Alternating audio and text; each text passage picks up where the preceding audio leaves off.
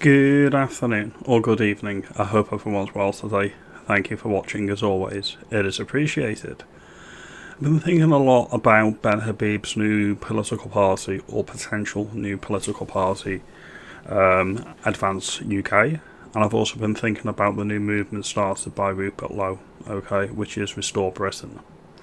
And I wanted to give a bit of a in-depth analysis for what it's worth from this working class gammon on what I think is being done and what they are attempting to achieve. And it's not splitting the vote. You can be rest assured it's not splitting the vote. They've got really big political thinkers that are involved with this on the right. This has to work and it will work. So I want to assure people that people getting het up and panicking, relax. Relax. The thing I want to do is take you back to 1997 first of all, and the election of Tony Blair. When Tony Blair got in, he changed fundamentally the system of government in the UK. He created devolution, he created Ofcom, he created the Communications Act 2003, he created the Supreme Court, and he turned the Prime Minister's role into more of a presidential role rather than the first among equals. Up until 1997, collective decision making for the government was made in Cabinet, which is a subcommittee of the ancient body advising the sovereign on their use of their royal prerogative, the Privy Council. That's the way it worked up until 1997. After 1997, there was a shift. And the shift was basically all power was consolidated into the role of the Prime Minister. So most of the major, or most of all of the decision making was taken out of ministers' hands, and they merely became spokespeople for what the Prime Minister had decided that they wanted to do. And that's the system that the Tories ran with in 2010 and didn't reform in 14 years. And that is the system of government we are currently stuck with. That's the backdrop to everything that I'm going to go into. Reform UK are going to get in at the next election. It's pretty much a dead cert at this point. Nobody's going to be voting Labour again. Tories are in no position to govern, and they need to be humbled a lot more. They're still very cocky, they're still very entitled, and they're still very arrogant. So neither of the two major parties are fit for purpose, and I fully advocate for 0 seats for both of these parties. Reform is trying a bit of a Mingvar strategy at the moment. They don't want to upset the Mr. and Mrs. Bread and Butter, the people that aren't politically clued in or aren't political junkies like yourself or myself. That's what he's aiming to do. And what is quite revealing is the way that the mainstream and the legacy media have embraced Nigel. And Nigel seems to be lapping it up. That's a big weakness for people who are non-engaged with politics and they are not likely to vote. Maybe they voted for Brexit and they've not voted since. That's the type of person that will not be won over by Nigel Farage on the TV on This Morning, because they will look at the TV and they'll say he is just like the rest of them. Why bother? Rupert Lowe is a bit of a different beast. He was not a politician. He donates his salary to charity, and he generally seems like a really nice guy. I'm a Reform voter and I am a Reform member, but the way they treated Rupert Lowe was horrible in my opinion. Apparently that happened because he was trying to formulate policy. He wanted some sit-down meetings with Farage to formulate policy and actually get a platform together to match the aspirations of the grassroots. Whatever you think of the leadership of Reform UK, most, if not all, of the grassroots, the people in my branch in Runcorn, all over the country, are brilliant people, like-minded people, all sensible, on the right of the centre politics, and they want real change.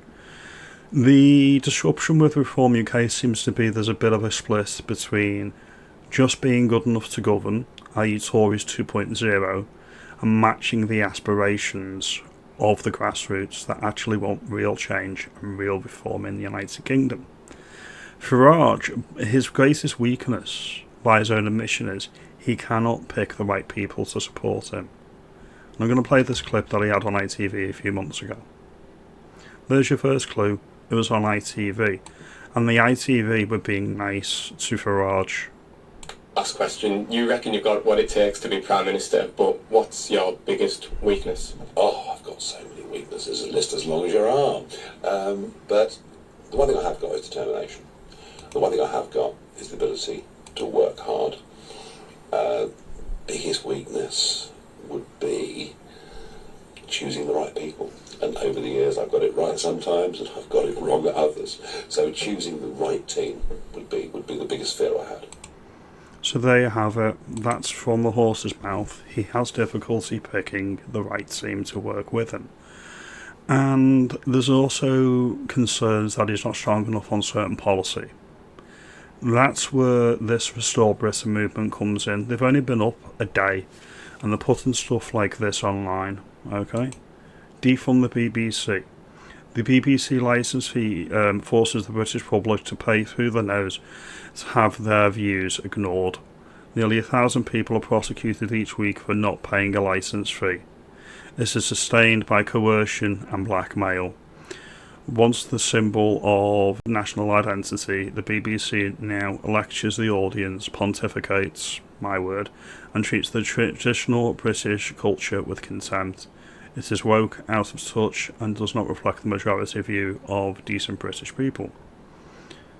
Who doesn't agree with that? Especially after the scenes at Glastonbury on the weekend. Who doesn't agree with that? And that should be Reform UK policy. Defund, abolish the BBC. Let them compete in the private sector like every other broadcaster. Then you look at this one. This one may be a bit controversial. Restore the death penalty. Interesting historic sidebar. This was actually abolished in the 1960s, I believe, by the ruling Labour Party at the time. It was abolished against public consent. There was no groundswell in general public to abolish the death penalty, but our ruling masters decided to do it anyway. Probably because miscarriages of justice can occur. That's simple. If you want the death penalty, you just have a higher burden of proof for that particular crime. Like you know the person did it, where it's 100% true that he did it.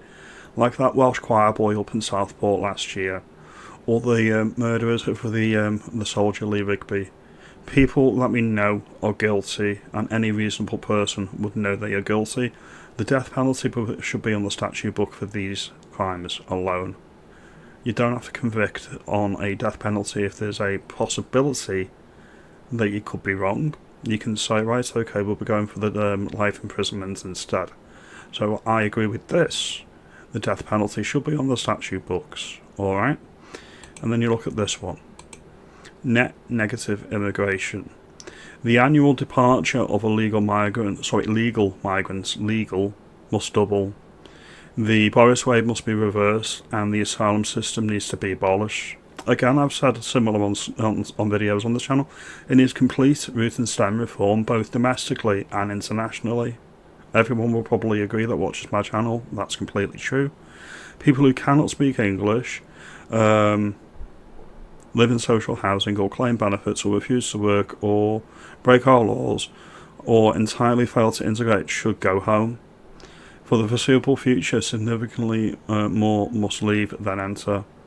Again, there's nothing there that I don't disagree with, and this is the point. This seems to be the policy platform that he was advocating for, Rupert Lowe, when he was in Reform UK, and he's holding the feet to the fire by having all of these conversations out in public. It seems to be a consultation more than anything else. It's keeping the conversation where it needs to be, on the right. It's very importantly shifting the Overton window. So, in short, Rupert Lowe seems to be doing a lot more good for the right of centre politics than he would be by being a mere MP for Reform UK.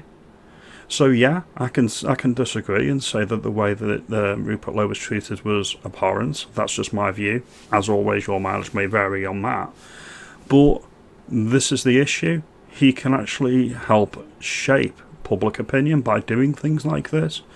Most people, when they watch him on TV, they see somebody that has conviction, and that's rare in politics, even with Farage. Farage has strengths, he's a great campaigner, and he's very, very photogenic. He's the type of person you'd want to go down the pub with. He could be a great Prime Minister. But then you look at the other movement that came out yesterday, which was the Advance UK with Ben Habib. This is probably the threat to reform, and I say that threat as in Rupert Lowe and his team with and his team with Restore Britain. They could basically essentially go to Farage with all of these policy platform issues and ideas and say adopt it, or the other team being Advance UK are going to get it. So that's when I say Advance UK could be a potential threat. This is my view on that matter. I think the next election is a shoo-in for Farage and Reform UK either way. However, that Overton window needs to tip to where we need it to be. And Reform and Farage is a step on that journey. I'm not loyal to Farage. I would happily stab him in the back tomorrow if it meant that we got our country back quicker. Okay, I'm not loyal to any party or any politician. I'm voting Reform UK at the moment because it's given me a much better MP than I had previously, and the people in Reform constituencies will probably agree with that view. This is the issue that you need to understand. Even if we get Tory 2.0 or something like Tories that are actually conservative, like Thatcherism in the 80s, it's still a heck of a lot better than anything we've had since 1997. Alright, the next election is phase 1, phase 2, phase 3, phase 4. Everything's on the table, and that's what you need to remember. What we need to understand is the prize is getting Labour out. The biggest issue with Farage, from what I see, is he doesn't seem at this point to be completely on board with undoing everything that Labour brought in the 90s.